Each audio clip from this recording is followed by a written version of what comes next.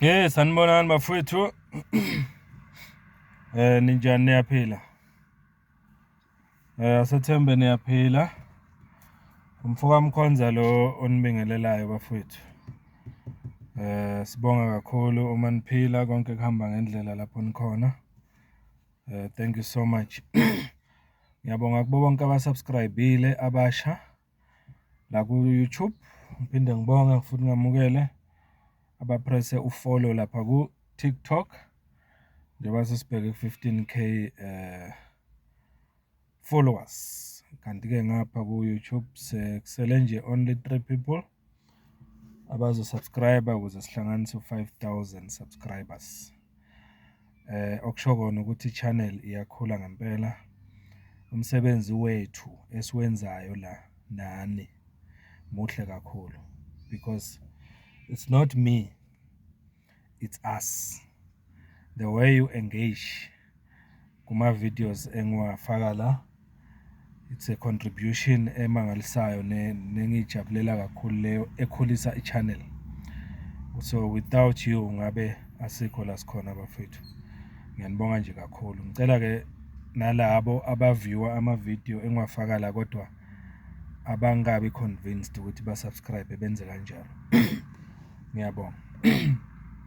Namhlanje ngizokhuluma ngama-topics awu-2 in one video. Eyokuqala i-topic engizokhuluma ngayo i-topic kababa uJulius Malema. Bese eyesibili i-topic engizokhuluma ngayo i-topic ka-President Ramaphosa. In short kule video ngizokhuluma ngabantu abawu-2 but ngizokhuluma ngabo ngezinto ezihlukene. Ngizoqala nje ngayo ubaba uJulius Malema. Simbonile laphiyana e-East London njengoba bekuqhubeka ama-arguments laphiyana okuwukuthi i-state kanjalo nabameli bakhe noma i-legal team yakhe bekuzanywa ukukhulunyiswana ngokuthi uma egwetshwa uMalema kufanele agwetshwe ngayiphi indlela. Sibonile ke sekungumlando ukuthi i-pre-sentencing le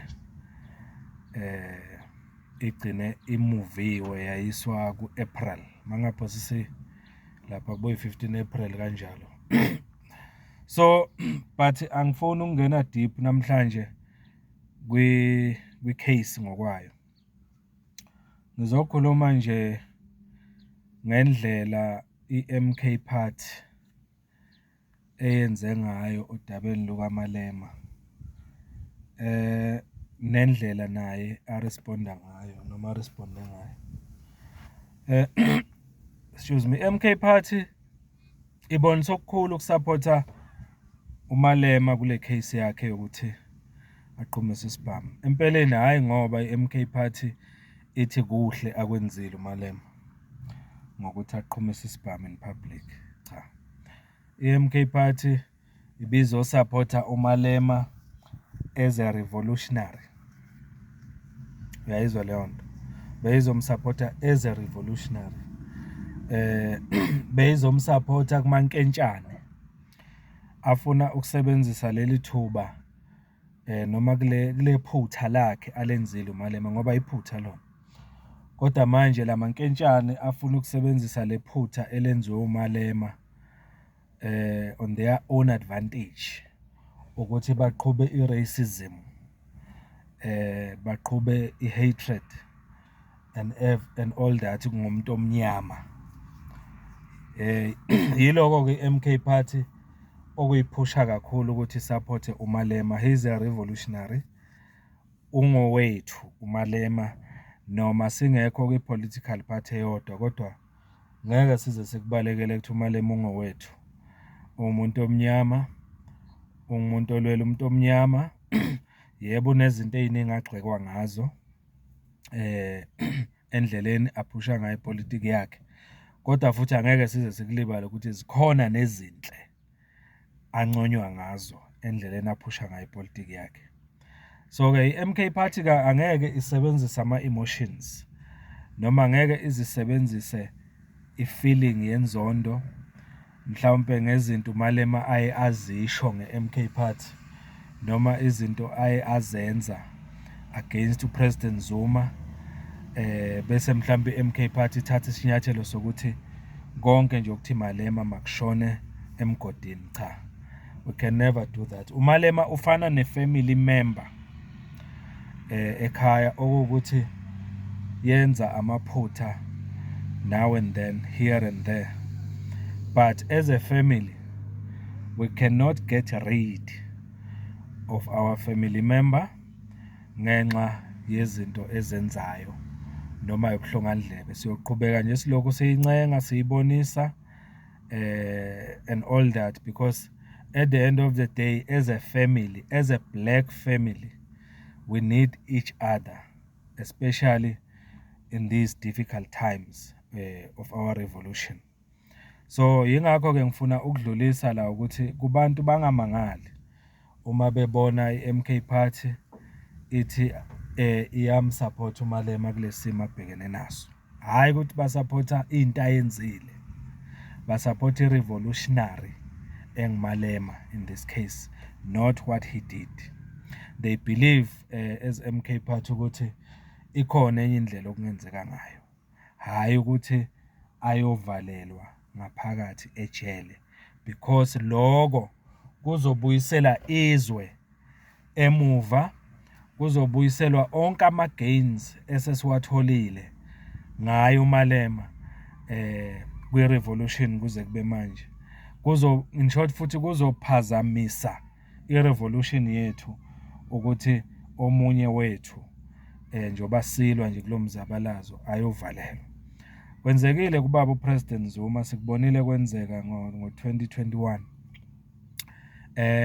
Uma ngikhumbula kahle before kwenzeke leyo nto, ziningi izinto uMalema ezisho ngoZuma, waze wathatha isinyathelo sokuthi aye even enkandla eyotshela uZuma ukuthi umbono wakhe yena ukuthi Zuma must appear again before uZondo, laphayana kuZondo Commission, eyonxenxa uZuma ukuthi aye kuZondo. Wanqaba uZuma ngezizathu zakhe ezizwakalayo futhi nakhona. So uMalema ngendlela engibuka ngayo mina, hayi ukuthi inhloso yakhe ngokuya kuZondo ngaleso sikhathi wayephusha mhlawumbe into yokuthi ufuna mhlawumbe ukwehlisa uZuma isithunzi, wayengafuni ukuthi uZuma aboshwe.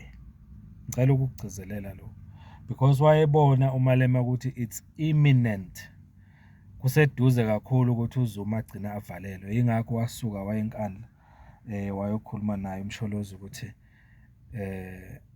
yenza lokhu ukuze ungaboshwa, because wayekholela uMalema ukuthi as a revolutionary uMsholozi ukuvalelwa kwakhe kuzomisa izinto eziningi. And okunye akwenza uMalema wahamba waya kuRamaphosa wayokhuluma noRamaphosa, wamtshela wathi yazi ukuthi lento enifuna ukuyenza noZondo ukuthi nibophe uZuma angeke izilisize ngalutho izwe, kunalokho nizokwenza uZuma abe yihero kakhulu eSouth Africa, because abantu bazonibona ukuthi kahle kahle nimephi nina kule ndaba ye-revolution eyenzakalayo kulelizwe. You'll be exposed and Zuma will become a hero more than lento enimbona ayihero yona manje. Kwenzakalani ngempela? Sekungumlando ukuthi kwaba naleya unrest eyenzeka ngoJuly, and then waboshwa uMsholozi, waphuma ngoDisemba 2023 waformisha i-MK Party.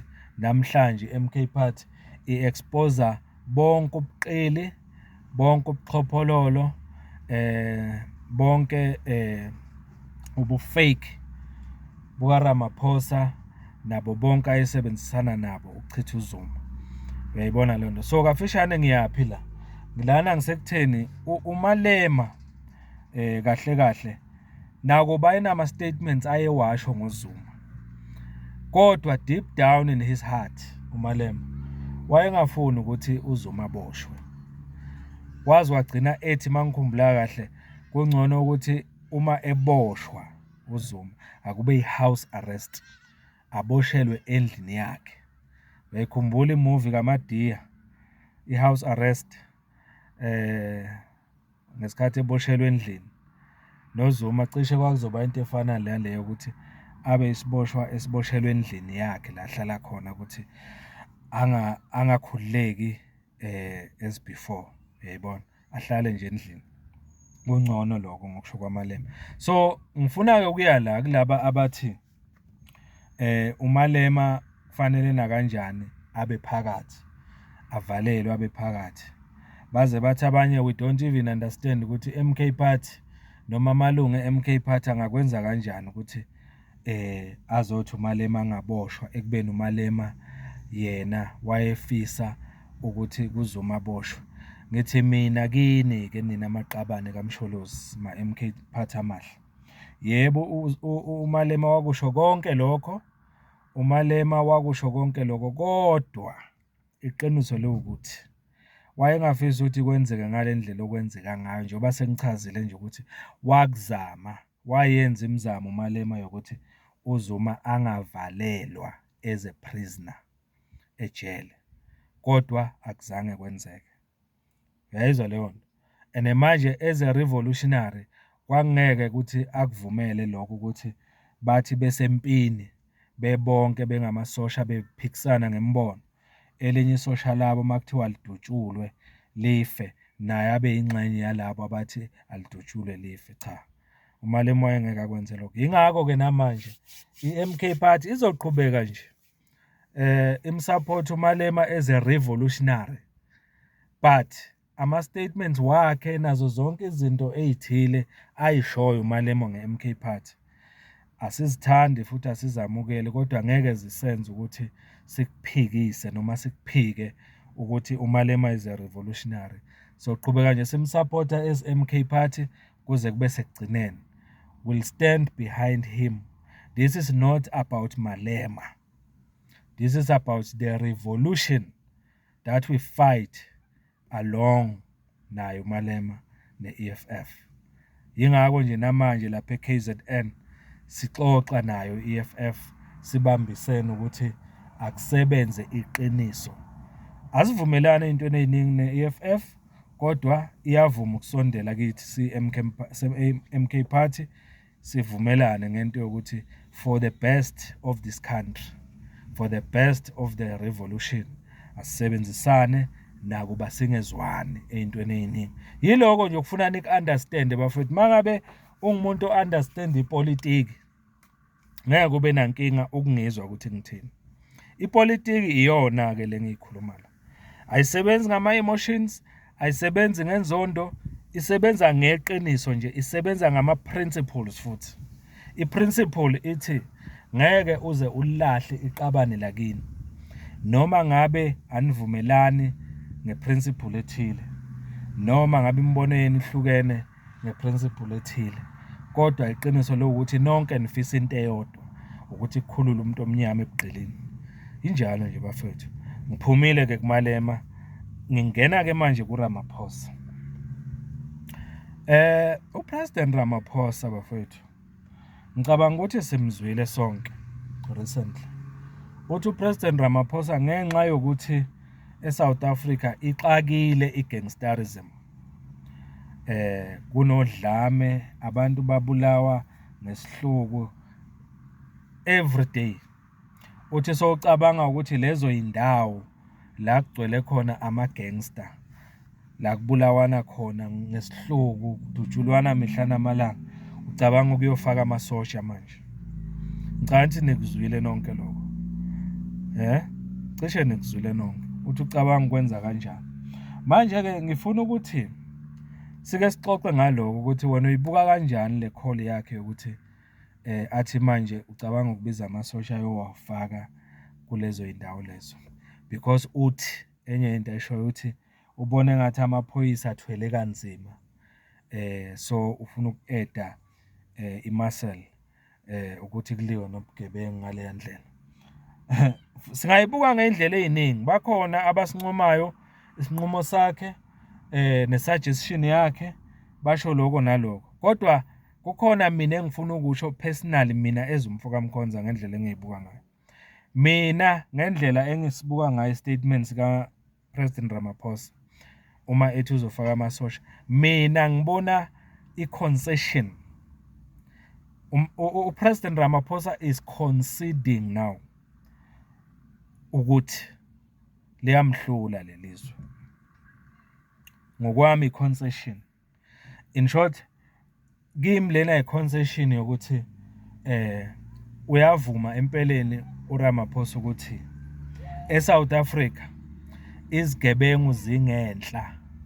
In short, way ahead kune intelligence yakhe asebenza ngayo as a president. Ukhumbule futhi ukuthi eSouth Africa i-intelligence njengamanje ise-office lakhe uPresident Ramaphosa, i-intelligence yale country. Kodwa still noma kunjalo uyehluleka uPresident Ramaphosa ukuthi avikele abantu base-South Africa. Uyehluleka uPresident Ramaphosa ukuthi a-prevente i-crime ukuthi yenzeke ngale ndlela eyenzeka ngayo kule indawo ayishoyo ezinama-gangsterism and stuff. Khumbula into eyodwa, yini ngempela yenza kube nalento ye-gangsterism indlange kangaka? Enye yazo noma esinye isizathu yindaba yama-drugs.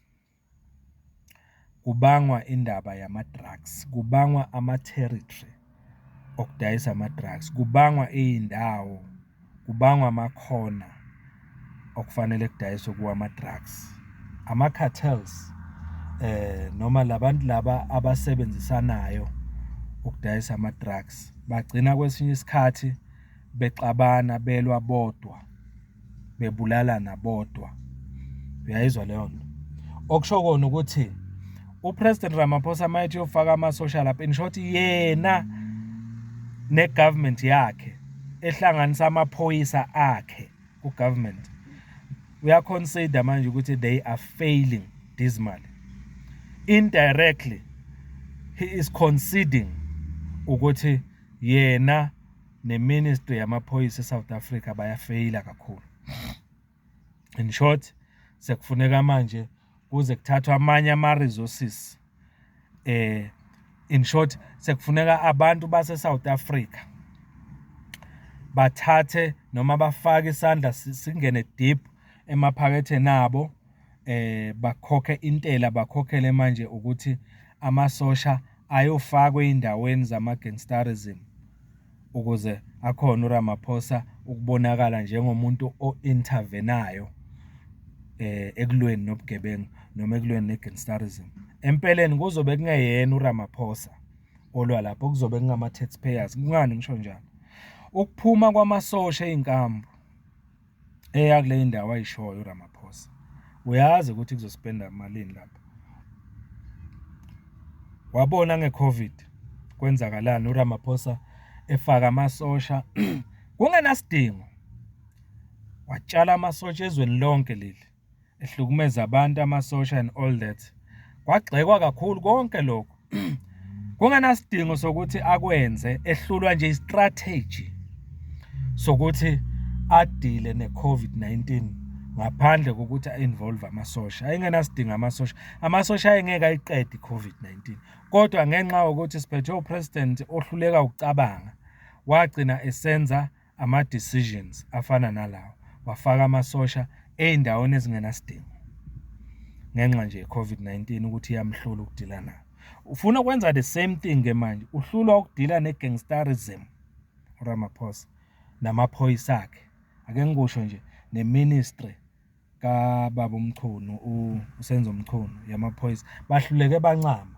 Naku njengamanje ama-allegations lawa avezwa ubaba uMkhwanazi akutshela ngokusobala ukuthi kahle kahle yini eyenzakalayo kuhulumeni wase-South Africa under Ramaphosa's watch, under Minister Senzo Mchunu's watch. Kwenzakalani? Bebachanasa ama-gangsterism and everything, ama-cartels.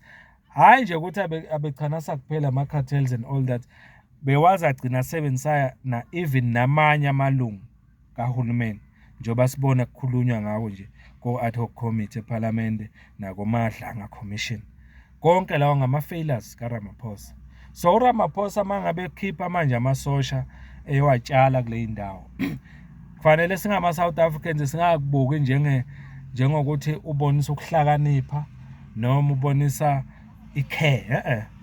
He's failing, he's conceding ukuthi uyifaila kule ndaba yokudila nama-gangsterism. Yiloko nje ngifisa ukusho. Akakwenze is a president, une-authority noma unegunya lokwenza, kodwa iqiniso leyo ukuthi this is a concession. He's conceding ukuthi uyahluleka. Umbono wami njengomfoka Mkhonza. So yiloko bafethu bengifuna nje ukuzokhuluma ngako la ku2. Bengizokhuluma ngoMalema nokuthi kungani ama-revolutionary afana ne-MK Party emsupporter. Ngikubekile kwacaca ekuqaleni kwale video.